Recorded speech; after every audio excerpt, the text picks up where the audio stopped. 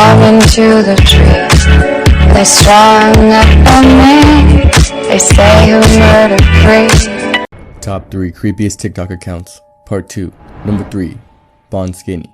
At first, most people suspected this was a hoax account, an artist looking for a new creative outlet. But over time, it's become clear that it's a lot more serious than that. Nobody's ever seen Bonnie's face before. She always keeps her mask on, and Mr. Man is an invisible person that talks to her and forces her to do things she doesn't want to do. I'll be back. I have to leave because Mr. Man said so, but I want you guys to know that nothing will change. Number 2. I'm watching now. An old Russian woman yelling incoherent Russian at TikTok videos all day. As not creepy as it sounds, scrolling her page gives off some chilling vibes.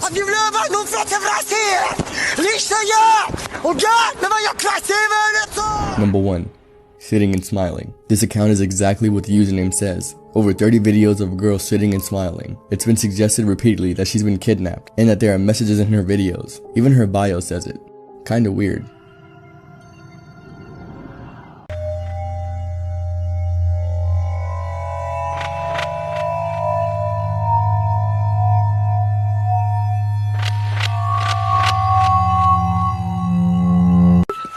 Wave to the camera! Hi, Griff!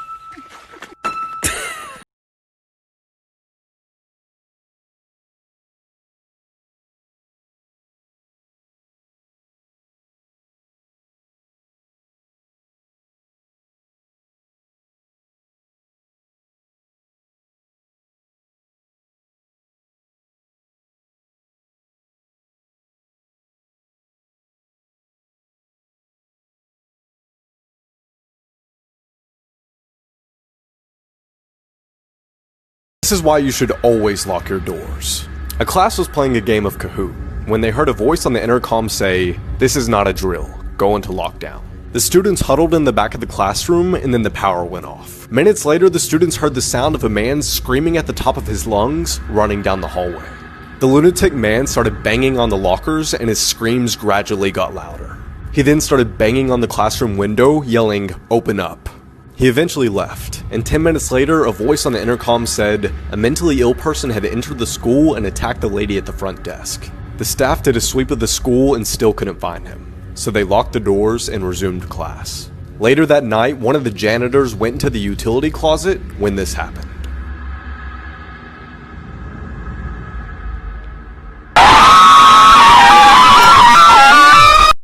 Urban legends that will haunt you. The dead boyfriend. A girl and her boyfriend were making out in his car in the middle of the woods so that way no one could see them. When they were done, the boy got out to go pee while the girl safely waited in the car. After waiting for 5 minutes, the girl got out of her car to go search for her boyfriend, but then she saw a shadow and returned to the car. Once back in the car, she started to hear a very faint squeak, squeak, squeak. This continued for a few more seconds until she got so scared she had to drive off. She hits the gas as hard as she could, but the car doesn't go anywhere because there's a rope tied from the bumper to a tree. She slams on the gas again, but then hears a loud scream. She gets out of the car and realizes that her boyfriend is hanging from the tree, and the squeaky noises were his shoes slightly scraping the roof of the car. And they were both found dead. She must have been out of her head.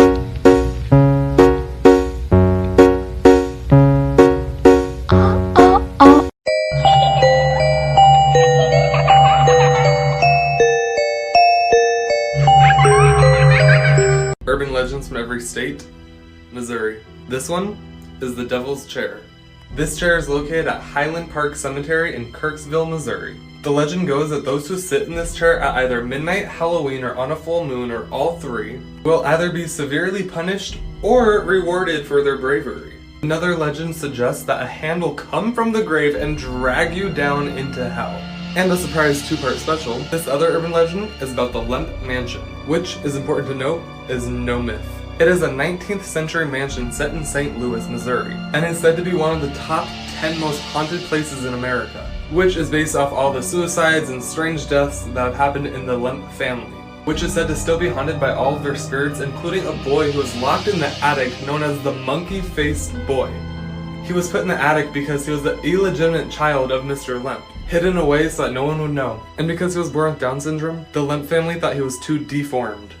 If you're alone right now, don't watch this video. In the winter of 2018, a man who was living alone in the mountains wakes up to find a red ball sitting on his front yard. He assumed the only neighbor he had must have kids, and so he kicks the ball over the fence, goes inside, doesn't think anything of it. That night, he wakes up to the sound of kids laughing outside of his window. He goes outside to check on them because it's the middle of the night, and there's no kids anywhere, but that red ball is back on his property. So he picks it up, brings it in his house, and goes back to bed. The next morning, he goes over to his neighbor's house to let them know that their kids were out in his yard in the middle of the night.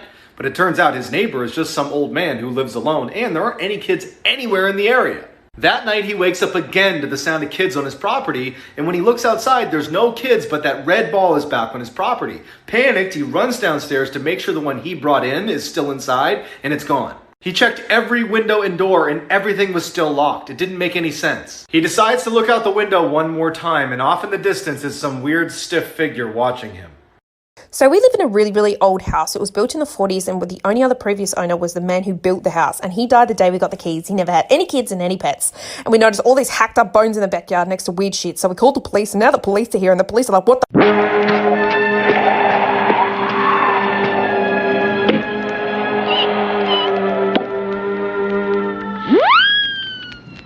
Wow! Come in. Come in. Oh! I can make the lights go out. I can make the wooden boards go rat-tat-tat. I can make the world seem slower. Tickle your nose, and after that, I can make your teeth fall out. I can make you go blind as a bat. I can make you feel dizzy.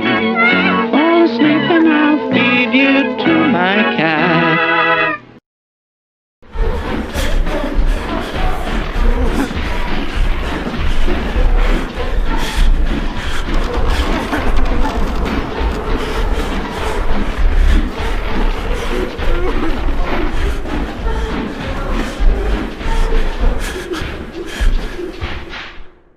This is why you should never watch my videos before going to bed. In 1986, a young girl opens her closet to find a man wearing a dress and holding an axe. He grabs her and ties her up, and then walks around the house and does the same thing to the rest of her family. While the guy is ransacking their house, one of the kids breaks free, runs next door, and tells his neighbor. The neighbor calls the cops show up, the family's saved, but the guy is nowhere to be found.